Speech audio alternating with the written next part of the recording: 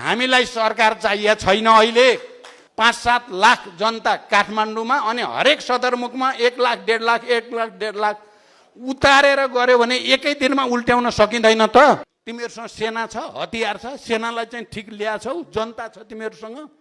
कोठामा बसेर बौद्धिक विलास गरेर यस्तो संविधान त्यस्तो संविधान भनेर संविधान बन्ने पनि होइन, बनेर त्यसले काम गर्ने पनि होइन। यो कागज बाहेक केही नै हुँदैन। अब जन्माउने रे अर्को नयाँ दलाइ लामा उस्तै परे नेपालमा भन्ने पनि हल्ला खल्ला छ। हजारौं र लाखौं सुकुम्बासीहरूलाई बिचल्ली पार्नु प्रष्ट देखियो।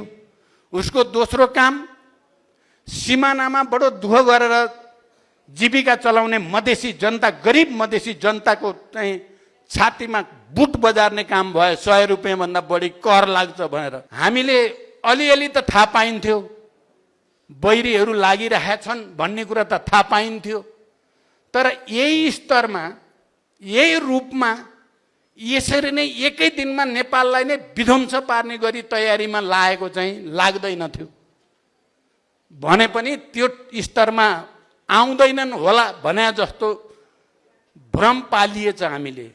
मेरो विचारमा अरू थुप्रै गल्ती कमजोरी कहाँ भयो भन्ने भन्दा मूल कुरा र चुरो कुरा हामीले नेपाल राष्ट्रको स्वाधीनताको रक्षाको निम्ति निरन्तर चनाखो हुनुपर्ने, शक्ति सञ्चय गरिराख्नुपर्ने, शक्ति आर्जन गरिराख्नुपर्ने, जनताको बीचमा गइराख्नुपर्ने र जनतालाई आन्दोलित गरिराख्नुपर्ने प्रमुख कामबाट हामी केही न केही विमुख हुन पुग्यौँ। यही नै मुख्य कमजोरी भयो भन्ने मलाई लाग्छ। त्यसैको परिणाम उनीहरूले बाकायदा तयारी गरे।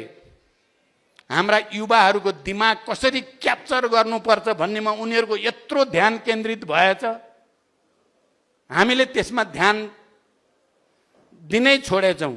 हामीले पनि अर्को कुनै उपाय छैन। जुन दिन अफिमको नसाबाट जसरी चिनिया जनता मुक्त भएपछि क्रान्ति अगाडि बढेको थियो, यहाँ पनि सोसियल मिडियाको अफिमबाट नेपाली युवाहरूलाई दुरुस्त पार्न सक्यौँ भने युवाहरूले राष्ट्रको स्वाधीनताको निम्ति फेरि बलिदान गर्ने आँट नेपालीहरूले गर्छन्। प्रतिक्रान्ति कम्प्लिट भएको छैन।